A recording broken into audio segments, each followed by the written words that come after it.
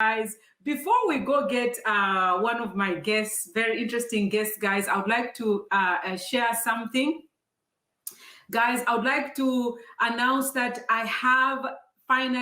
we have a website, guys, and the website is girlsforstem.org. If you have a chance, please go visit our website. It's out, it's new, it's still, further under constructions, but, we are good to go. So thank you so much, guys, who've been here for us and those that are supporting us. And again, our website is girlsforstemusa.org. When you have time, guys, go visit that website. And thank you so much. Guys, our next guest is MAKUMBA. Regina was talking about her. She missed. She's very busy. She's going to school. So here she is. So MWANGO, I think you are muted. If you can unmute yourself, probably. I think I have. Yes, now you're there. Thank you so much for coming. I'm so glad you are here. And please, would you mind introducing yourself, MWANGO? Okay, firstly, I want to say thank you for inviting me to this platform. So my name is MWANGO MAKUMBA, and I'm a second-year engineering student at the University of Zambia. Wow. Thank you so much that you are here. I really, really appreciate it. So, MWANGO, I would like you to share what you said you're doing second year. Which career are you doing?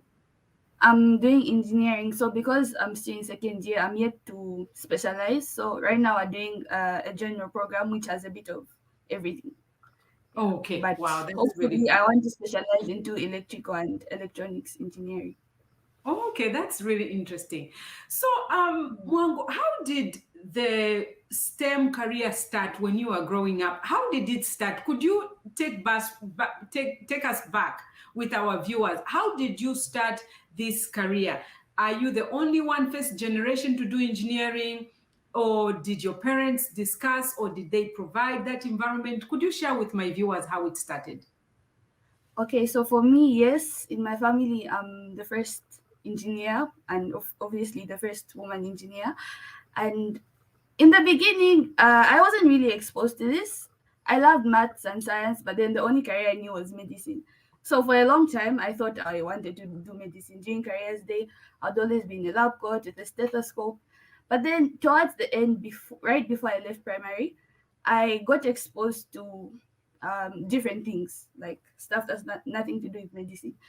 So there's this club that runs in Zambia, which is the Junior Engineers, Technicians, and Scientists, HIEGHTS. Yes. So when I was in grade 6, because my teacher knew that I liked the subjects, he introduced me to the same JETS club. So we would go out and compete in quizzes and stuff like that. So in grade 6, I was a bit underqualified. But then in grade 7, we continued to do that, and our club grew a bit more. And then I tried to go for an Olympiad with my friends, and I actually made it. So I went for the national fair. And when I went there, it was like, this place where you have so many people from different places. Like you have older students coming and displaying their projects. You have people showing, people participating in the quizzes and writing Olympiads. And that was like my first time being exposed to something new. And like, even there I remember we had a woman who talked to us about engineering. And I think that's where my interest really sparked. I realized that, I like math and science, but I didn't like the biology side of it. I liked the engineering side. And when I went into high school, I continued with JITS. In the 8th grade, I did a project, qualified to the nationals. In the 9th grade, I did a quiz, and we actually did win the nationals. So from there, because I had been exposed to a lot of other people, the interest was sparked, and the fuel kept burning until now, and hopefully forever. Wow. Guys, she's in STEM. She's a woman and she is in STEM. Wow, that's really interesting. So what do you think you want to really venture into? I know you are doing the general aid and all that. So what's really becoming very interesting to you? Okay, so I'm interested in electronics. So I want to venture into electrical and electronics engineering. Yeah, but then at UNZA we have we have both. But then in 4th year you can either go to power or telecommunication. So I want to go the communications path. And then hopefully later in my master's, I can specify more in the electronics part of it. And then eventually, I want to do biomedical engineering, which is more like dealing with the equipment that doctors use and, the circuitry behind it, the kind of Yes. stuff that they won't be able to control. Because obviously, as we can see, a lot of things are being computerized, and we're going Yes. to need people to work on that. So Wow. that's my Wow. end goal. So that, You yeah. know what? That's very interesting, Mwango, when you talk about what venture you want to go into. So I was talking to one of engineers, one of my friends is now pursuing masters in electrical engineering in UK. So he was saying, Yeah. so I asked him, I said, what would our young people venture into? What would you advise them to go into if they want to pursue science, technology, engineering, and mathematics? So he said that it really stuck on me. He said they should look at those prospects that the country really, really needs, that they should start investing and trying to venture into those careers. And sometimes you might not see someone actually, an engineer in that field, but just keep at it. And you never know, the government will start needing those skills. So that's very interesting, and it's a very unique, you are one of a kind. I've heard, especially from Zambia, talking about also after you finish in electrical, you combine it with electrical, especially in medicine, where you can manufacture these electronic things that can help us, things like detecting sugar, sensors, things like that, that would really, really be interesting. And we also discussed about the same kind of topic last time in the video, guys. We talked about how you can combine different skills. You become a bullet, actually, because most companies, they are looking for engineers, and now their specialty regarding whatever they are in, insurances. Talk about banks. We talked about bank with Womba. She's one of the engineers I spoke to. She's also a banker last time. Talk about any other field. They want engineers. Why do they need people in STEM? Because they have a very good grounded knowledge about engineering, and now they can continue in your specialty or specific field, and they can make sure they can satisfy your need. So that's really good. Thank you so much, Wumba, for sharing that. So I have one more question. So what are the challenges that you've had from the time you started doing your career up to today? Could you share with my viewers, especially that you are a student? There are students who come to watch the show. There are girls who come to watch the show. So could you share with those how you are maneuvering and passing those challenges up to where you are today? Okay, so I'll start with saying this. It's actually not really easy. These subjects can be hard, but then one thing Yes. is, no one said it was going to be easy. It's really up to you to put in the hard work and to know that you can be harder. Yeah, Yes. because it's something that's very specialized, and we really need people who are qualified. So it's not something that should be done at the tip of your fingers. It's something that you need to prepare for and you need to work hard for.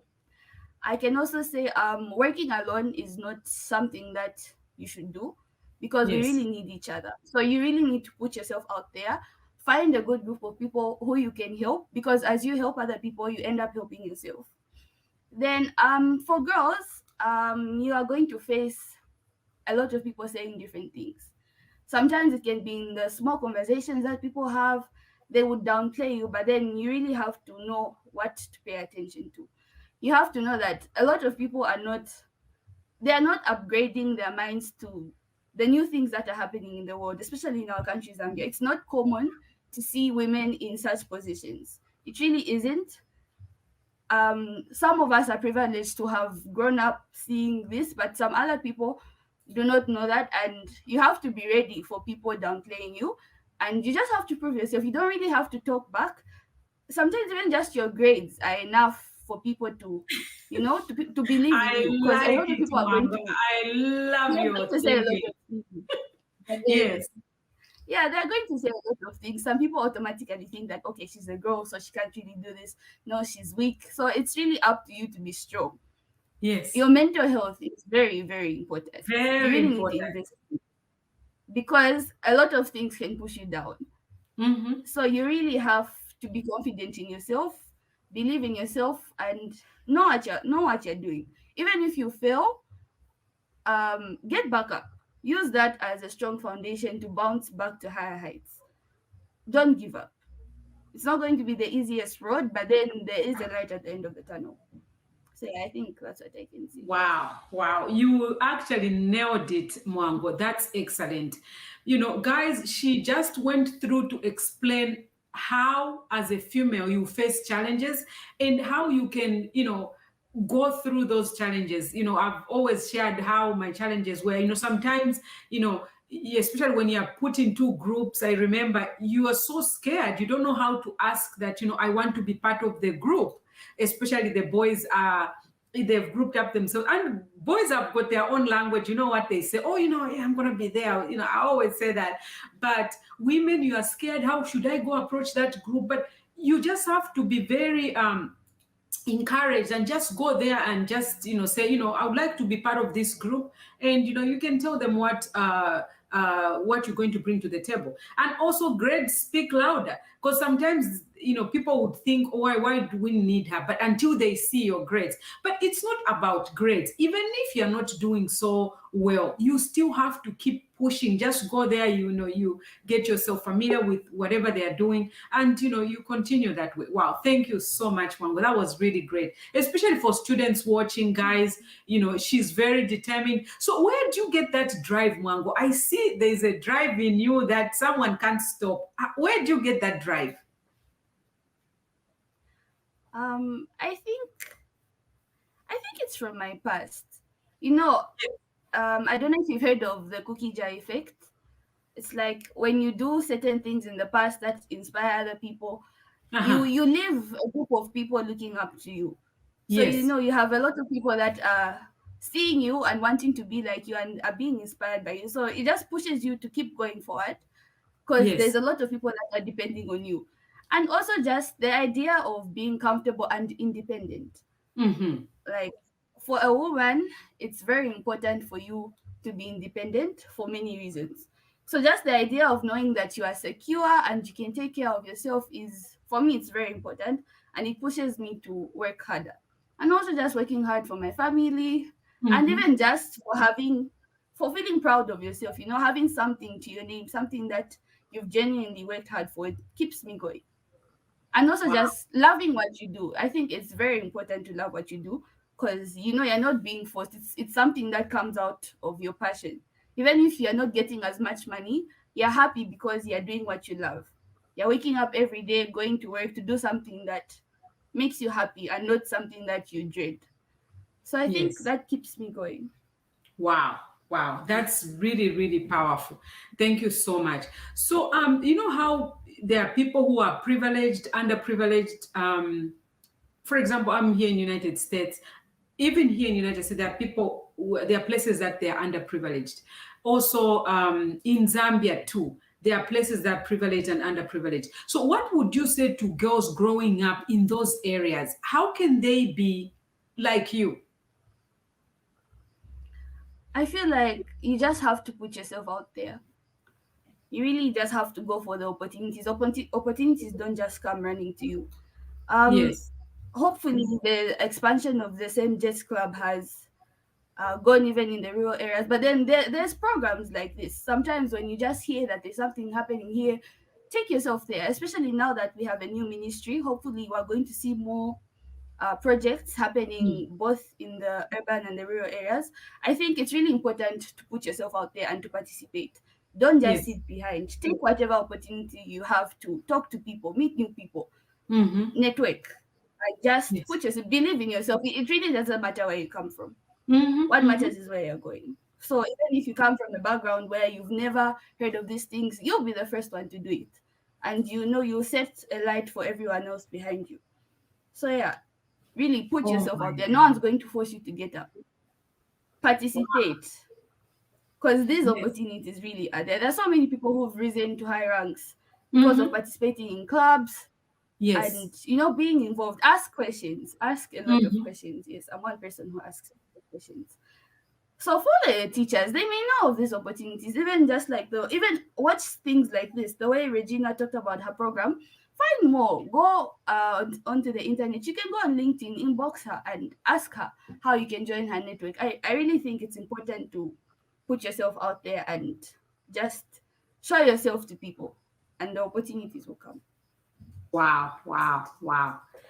I really, really appreciate you just shared very interesting points. I really do appreciate. And Mwango, would you come back and share with our viewers again? Because you have just, you are in STEM, pursuing STEM, and viewers would like to see how you are, progressing with your career. Very inspiring. Thank you so much, and hope you can, come again. We really do appreciate.